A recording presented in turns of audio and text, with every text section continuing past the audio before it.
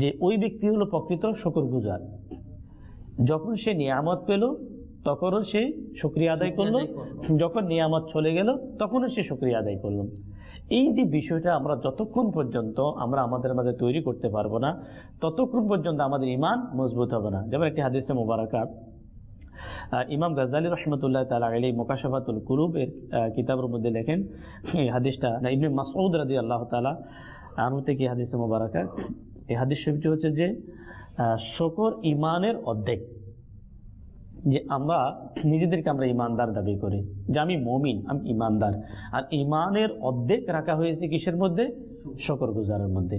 এখন এই শুকরগুজার, এই শুকরিয়া, আরেকটি বিষয় খুবই সুন্দর কথা আমাদেরকে সাজিদ ভাই বললেন যে আমরা যদি এই দুনিয়াবি ক্ষেত্রে যদি আমরা উপরের দিকে তাকাই তাহলে কখনো আমাদের মধ্যে শুকরগুজার হওয়া সম্ভব হবে না। শুকর তো গুজার হবে না, সাথে সাথে মনে শান্তিও চলে যায়, একটা অশান্তি বিরাজমান করে, মানে কখন আমি এরকম হবো খালি ছটফট করে। আসলে আমরা যদি দেখি দর্শক শ্রোতা, আমাদের বুজুর্গানে দিন আউলিয়ে কামিলিন যারা আল্লাহ তাবারক ওয়া তাআলা সবচেয়ে বেশি শুকরগুজার ছিলেন, সবসময় শুকরিয়া আদায় করতেন। এক বুজুর্গ রহমতুল্লাহ তাআলা আলাইহির ঘটনা, তিনি রহমতুল্লাহ তাআলা আলাইহি মসজিদে গেলেন নামাজ আদায় করার জন্য। এখন মসজিদ থেকে যখন তিনি বের হলেন, বের হয়ে তিনি দেখলেন তিনার জুতা গায়েব হয়ে গেল, অর্থাৎ সেখানে তিনি আর জুতা ফেলেন না।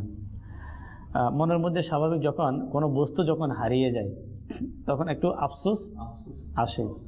তো তিনি সামান্য অন্তরের মধ্যে আফসোস নিয়ে মসজিদ থেকে বের হয়ে যখন সামনের দিকে অগ্রসর হলেন তখন তিনি দেখতে পেলেন এমন একজন আল্লাহ তাবারক ওয়া তাআলার বান্দা যার উভয় পায়ের অর্ধেক নেই, যেমন হাঁটু পর্যন্ত কি তার পা, অর্ধেক পা। সে আল্লাহর বান্দা ওই অর্ধেক পা নিয়ে জমিনের মধ্যে সে হামাগুড়ি দিয়ে আসতে লাগলো।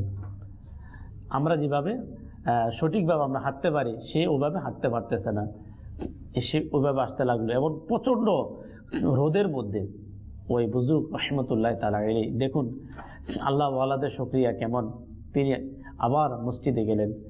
মসজিদে গিয়ে তিনি সেজদার মধ্যে পড়ে গেলেন, আল্লাহর দরবারে দোয়া করলেন, হে মাওলা, হে আমার সৃষ্টিকর্তা, আমি তোমার কাছে শুকরিয়া আদায় করি, আমার জুতা চলে গেছে, কি হয়েছে, কিন্তু মাওলা আমি দেখলাম যে তোমার ওই বান্দার পা নেই, আল্লাহ আমার জুতা নেই, কিন্তু মাওলা তুমি তো আমার পাকে তুমি সহি সালামত রেখেছো। এই যে মন মানসিকতা, যে ওই বুজুর্গ রহমতুল্লাহ তাআলা আলাইহি যখন দেখলেন ওই ব্যক্তির পা নেই কিন্তু আল্লাহ আমার পাকে সহি সালামতে রেখেছেন, তিনি মাওলা শুকরিয়া আদায় করলেন।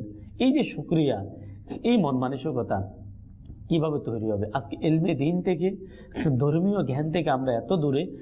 দাওয়াতে ইসলামীর আল মদিনাতুল ইলমিয়া, যেখান থেকে ধর্মীয় কিতাব বের করা হয়, সেই আল মদিনাতুল ইলমিয়া থেকে একটি কিতাব প্রকাশিত হয়েছে 76 কবিরা গুনাহ।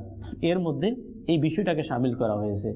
যারা আল্লাহ তাআলার নিয়ামতের শুকরিয়া, মানে শুকরিয়া আদায় করা না, নাশুকরিয়া সবসময় অকৃতজ্ঞ যারা, তাদের এটাকেও কবিরা গুনাহের মধ্যে শামিল করা হয়েছে। তাহলে আমরা বুঝতে পারি যে এটা কত বড় একটি বিষয়, গুরুত্বপূর্ণ। আমরা যদি নিয়ামতের নাশুকরিয়া আদায় করি তাহলে আমরা কবিরা গুনাহগার হয়ে যাব।